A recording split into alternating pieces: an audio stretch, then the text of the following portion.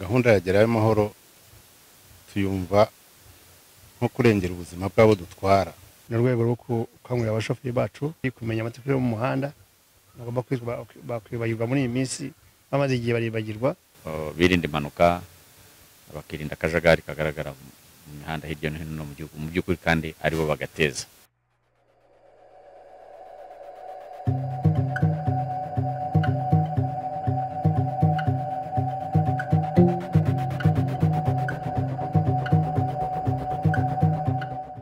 ngira ngo ni cyiza mwambaye t-shirt iriho Gerayo Amahoro akaho jari n'ikirangantego cya polisi. Mwabibonye? Nago mwabibonye? Ni cyerekana ko twebwe tugomba kuba turi kumwe na polisi. Mutwara abantu benshi mu modoka zanyu, benshi ubaza abantu twara ku munsi barenga hafi abantu 300 cyangwa 400. Mutega amatwi, mutega amaso, mufata ikaramu, mwandiki point ku point, baje kwigisha Gerayo Amahoro.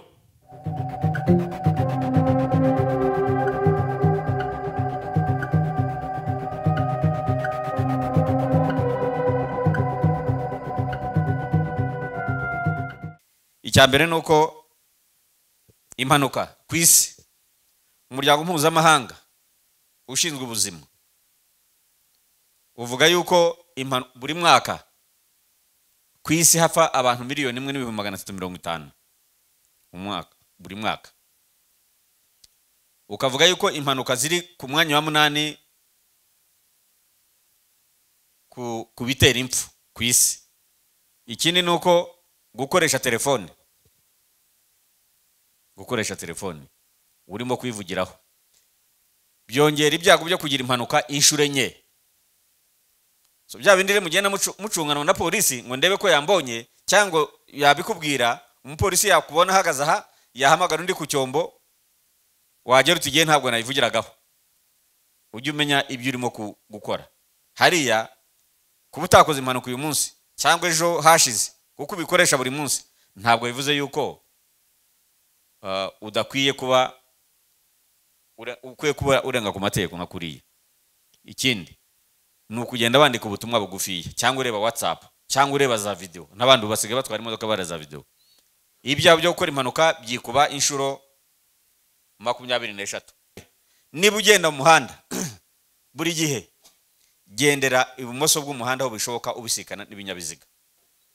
Gerageza buri gihe gushaka aho wambukira mu muhanda hari zebra crossing cyangwa se imirongo y'abanyamaguru bambukiramo, kandi wambuke utiruka, wambuke udafite kuteri, utavugira kuri telefoni, udafatanya urunana, utaganira.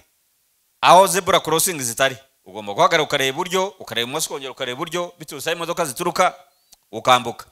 Niba ufite umwana ugendera mu muhanda buri gihe mufate mu kaboko wowe kawe k'ibumoso, umufata akaboko k'iburyo. Umwana ni umunyantege nke ugomba kumurinda, ugomba rero kumurinda kujya ku muhanda ukamushyira hano. Tuvugira urimo kugenda imodoka zirimo guturuka ngaha, ugomba kumushyira ngaha urimo kugenda ahantu. Ariko ababyeyi benshi usanga hari ubwo afite umwana akamushyira ku ruhande rw'umuhanda, mujya mubibona, kirazira.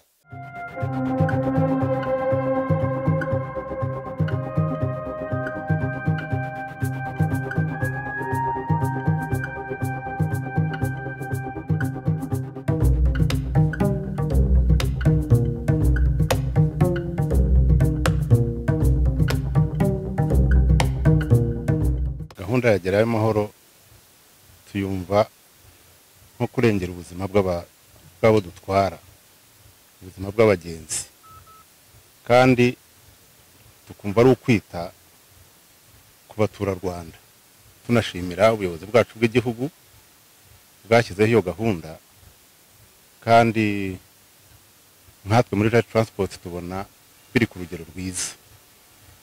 N'abayobozi bacu barabidushishikariza gutwara abo dutwaye neza kandi tukabageza iyo bagiye mu mahoro, kuko bizamura n'ubukungu bw'igihugu ntawe buhungabanije ubuzima bw'abaturage dutwara. Perimi ntabwo zihagije abantu bose b'abashoferi ahubwo ndabasaba ko batumva ko perimi zihagije. Amasomo hari aho umuntu agera ntiyirare, ukavuga uti nubwo mbitse perimi ntabwo zibuza abantu gukora amakosa, ntabwo zibuza abashoferi gukora amakosa. Ariko iyo twungutse amahugurwa nk'aya, umushoferi akumva aho bitagendaga neza, aho atatwaraga neza, ibyo yajyaga agiramo uburangare, noneho ukongera ugasubiza ubwenge ku gihe, ukavuga uti wa mwuga wanjye kuko uzi ko nawuteshaga agaciro. Twateguye amahugurwa kubera ko hari ibintu nka 3 cyangwa 4. Cyambere na mbere ni urwego rwo gukangurira abashoferi bacu ko bagomba kwitwara, discipline ya mbere. Cya kabiri kumenya amategeko yo mu muhanda, bagomba kwibagirwa muri iyi minsi, bamaze igihe baribagirwa. Aho twatangiye ko uyu munsi ni umunsi wo kubigisha kumenya neza koko ko bagomba kwitwara mu muhanda, ko bagomba kugira amahoro iyo bagiye hose, mbega ibigo byose byo mu muhanda byose n'amategeko yo mu muhanda.